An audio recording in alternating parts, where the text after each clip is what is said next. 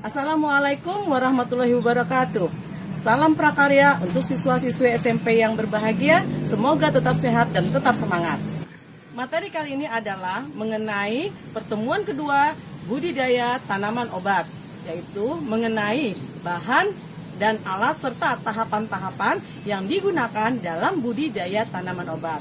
Sebelum kalian menyimak video pembelajaran, sebaiknya kalian berdoa terlebih dahulu. Perhatikan gambar berikut. Berbagai cara penanaman tanaman, khususnya tanaman obat.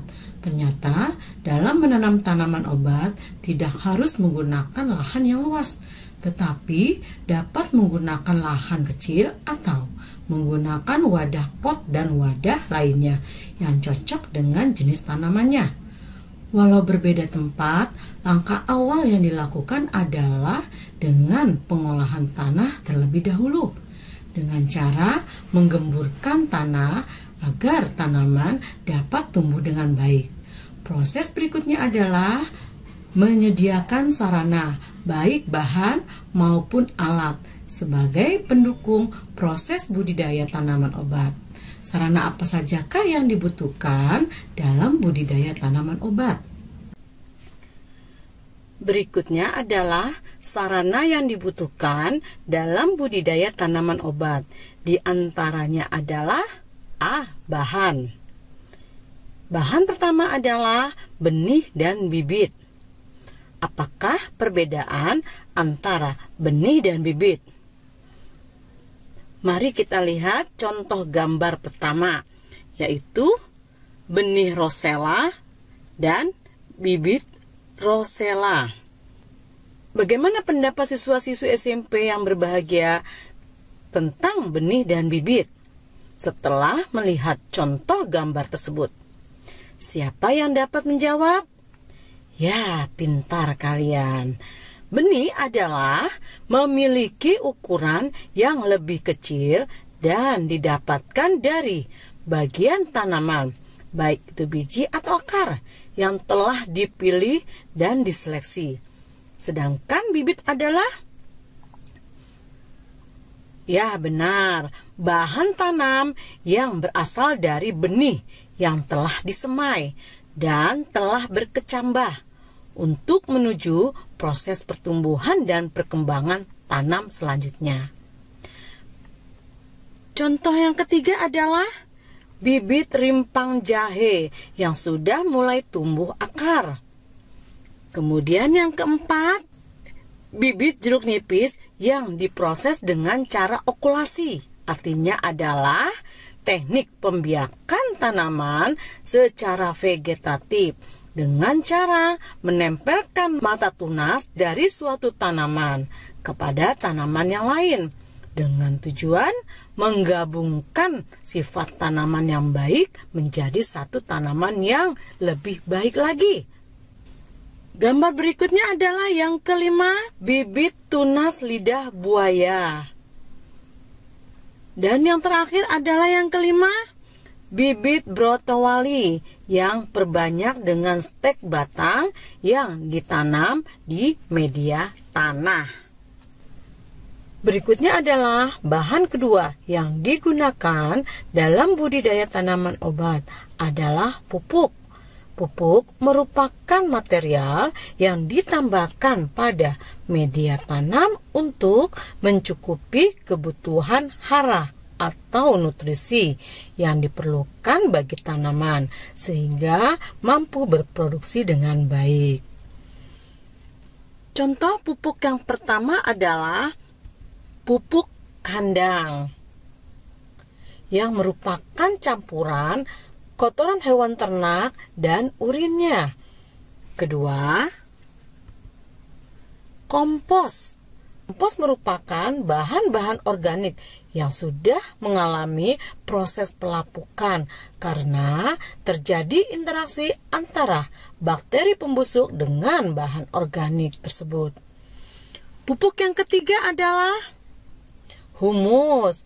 Humus adalah tanah yang sangat subur, terbentuk dari lapukan daun dan batang pohon yang cukup lama. Kemudian yang keempat adalah pupuk hijau. Pupuk hijau adalah pupuk yang berasal dari dekomposisi sisa tanaman. Dekomposisi adalah perubahan fisik oleh mikroorganisme. Dan yang kelima serta keenam adalah pupuk buatan. Yang kelima merupakan pupuk buatan berbentuk butiran. Sedangkan yang keenam adalah pupuk buatan berbentuk cairan. Keduanya merupakan pupuk kimia yang mengandung lebih dari satu unsur hara, disebut pupuk majemuk. Misalnya pupuk NP, pupuk NK, dan NPK. Sarana yang ketiga adalah media tanam. Media tanam memiliki fungsi untuk menopang tanaman, memberikan nutrisi, dan menyediakan tempat bagi akar tanaman untuk tumbuh dan berkembang. Contoh media tanam pertama adalah tanah merah. Yang kedua, pasir. Yang ketiga, sekam. Baik sekam mentah berwarna coklat muda maupun sekam hitam yang sudah dibakar. Dan yang keempat adalah kokopit dari sabut kelapa. Penggunaan media tanam tersebut dapat dicampurkan dengan pupuk. Perbandingannya menurut jenis tanamannya. Bahan terakhir adalah obat-obatan atau pestisida. Obat-obatan atau pestisida adalah semua zat kimia atau bahan lain serta jasad renik dan virus yang dipergunakan untuk membasmi hama tanaman. Perhatikan pada gambar berikutnya, terdapat seseorang menyemprotkan tanaman yang mengandung zat kimia dengan menggunakan gembos. Gambar berikutnya adalah contoh jenis pestisida. Di antaranya adalah fungisida, di mana fungisida adalah obat untuk menghilangkan jamur, insektisida untuk membasmi serangga, sedangkan bakterisida adalah untuk menghilangkan atau membasmi bakteri yang ada di dalam tanaman. Sarana budidaya tanaman berikutnya adalah B. Peralatan. Sebagai alat bantu budidaya tanaman, jenis alat yang digunakan tergantung dengan lahan atau tempat yang digunakan dalam menanam tanaman. Di antaranya adalah A. Lahan pekarangan. Jika menanam dengan menggunakan lahan pekarangan, dapat menggunakan alat. Pertama, cangkul. Kedua, garpu tanah. Keduanya adalah untuk menggemburkan tanah. Ketiga, korat untuk membersihkan rumput. Dan keempat, gembor untuk penyiraman tanaman. Berikutnya adalah peralatan yang digunakan pada lahan yang terbatas. Di antaranya adalah polybag, di mana polybag adalah sebagai wadah sementara untuk penyemaian benih tanaman. Yang kedua adalah sekop kecil. Dan yang ketiga adalah cangkul kecil. Keduanya adalah alat yang digunakan untuk menggemburkan tanah. Sedangkan yang terakhir peralatannya adalah gunting tanaman untuk memotong ranting-ranting kecil. Tahapan-tahapan dalam budidaya tanaman obat dalam bentuk bagan. Pertama adalah pembibitan. Kedua, pengolahan tanah. Ketiga, penanaman. Keempat, pemeliharaan. Kelima, panen dan pasca panen. Dalam pembibitan diantaranya adalah dengan cara generatif dan vegetatif. Apakah perbedaan generatif dan vegetatif? Generatif adalah perkembangbiakan tanaman yang dilakukan melalui proses penyerbukan dan pembuahan, misalnya dengan menggunakan biji. Sedangkan vegetatif adalah perbanyakan yang dilakukan dengan menggunakan bagian-bagian dari tanaman seperti cabang, ranting, pucuk, daun, umbi, dan akar. Prinsipnya adalah merangsang tunas yang ada di bagian-bagian tersebut agar dapat berkembang menjadi tanaman yang sempurna. Selanjutnya adalah pada pengolahan tanah menggunakan bedengan di antaranya, yaitu peninggian struktur tanah agar mencegah terjadinya penggenangan air. Berikutnya di dalam penanaman adalah ketika menanam diberi jarak dan beberapa tanaman tertentu menggunakan atau disediakan tegakan agar tanaman menjadi kokoh. Sedangkan pada pemeliharaan adalah di antaranya penyiraman minimal 1 kali sehari jika tidak terlalu panas, maka 2 kali sehari. Dilakukan pada pagi hari sekitar jam 7 dan sore hari ketika pukul 5.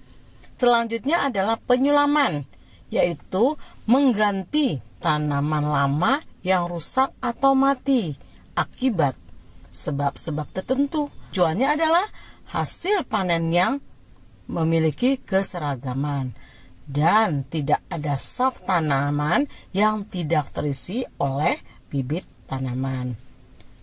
Dalam pemeliharaan berikutnya adalah pemupukan. Pemupukan dapat menggunakan bahan alami dan buatan.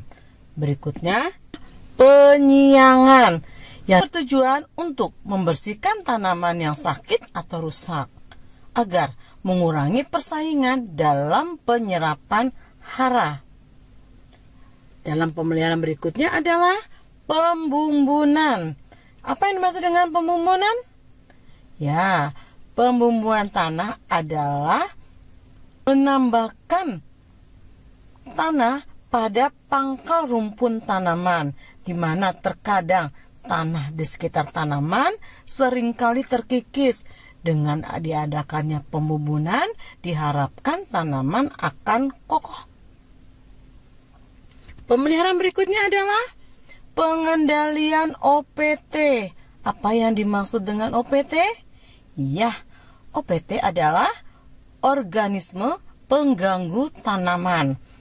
Di antaranya adalah hewan atau tumbuhan, baik yang berukuran mikro ataupun yang berukuran makro, yang mengganggu, menghambat, bahkan mematikan tanaman yang dibudidayakan. Tahapan akhir dalam budidaya tanaman obat adalah pemanenan dan pasca panen, yaitu merupakan cara penanganan pada akhir budidaya tanaman. Untuk setiap jenis tanaman obat yang dipanen tentu berbeda-beda. Ada tanaman yang diambil pada keseluruhan bagian tanaman, ada juga tanaman yang dipanen hanya bagian-bagian tertentu saja. Sedangkan umur tumbuhan dan bagian yang akan dipanen juga mempengaruhi cara panen dan proses pengelolaan pasca panen. Sedangkan pasca panen adalah suatu proses pengolahan terhadap hasil panen hingga didapatkan produk jadi. Kegiatannya meliputi penyortiran, pencucian, pengolahan hasil, yaitu pengupasan kulit serta pengirisan, pengeringan, pengemasan, sampai pada penyimpanan. Terakhir adalah tahapan penanaman budidaya tanaman obat dalam bentuk gambar. Di antaranya adalah pertama, pembibitan. Kemudian kedua, pengolahan tanah dengan cara pembuatan bedeng, yaitu lebih tinggi dibandingkan dasarnya. Kemudian yang ketiga, penanaman. Keempat, penyiraman. Kelima, pembuatan penyanggah dengan tujuan untuk memperkokoh dari tanaman yang tidak bisa berdiri tegak. Keenam, pemupukan sekaligus dengan pembubunan, yaitu penimbunan tambahan agar tanaman lebih kokoh. Ketujuh, penyiangan, yaitu membuang bagian-bagian dari daun yang tidak berguna. Kedelapan, pemanenan. Di sini contohnya adalah pemanenan bunga telang. Dan keenam adalah penyortiran, yaitu bagian dari pasca panen dengan tujuan memilih kualitas produksi dari tanaman obat yang lebih baik. Nah, bagaimana materi yang sudah disampaikan tentang sarana dan tahapan budidaya tanaman? Semoga kalian dapat memahami materi ini untuk menguatkan materi yang sudah kalian terima, maka kalian dapat mengerjakan refleksi berupa beberapa pertanyaan yang ada di hadapan kalian. Pertanyaannya adalah, pertama, sebutkan 4 jenis bibit atau benih tanaman obat. Kedua, sebutkan 4 jenis pupuk yang digunakan untuk tanaman obat. Ketiga, sebutkan 4 media tanam untuk tanaman obat. 4. Sebutkan 2 jenis pestisida untuk membasmi hama dan jelaskan fungsinya. Kelima, sebutkan 3 alat yang digunakan dalam budidaya tanaman obat dengan lahan terbatas. Dan keenam, apakah yang dimaksud dengan penyulaman, pembumbunan, dan penyiangan? Selamat mengerjakan, semoga kalian tetap semangat. Berikutnya adalah persiapan praktik dalam membuat rancangan budidaya tanaman obat. Di antaranya dengan menentukan bahan yang terdiri atas bibit, pupuk, media tanam, dan obat-obatan. Kemudian kedua, mempersiapkan peralatan. Dan ketiga, dokumentasikan kegiatan budidaya tanaman obat, dimulai dari persiapan, penanaman, dan pemeliharaannya. Semoga kalian tetap semangat dan akan selalu sukses. Terima kasih. Assalamualaikum warahmatullahi wabarakatuh.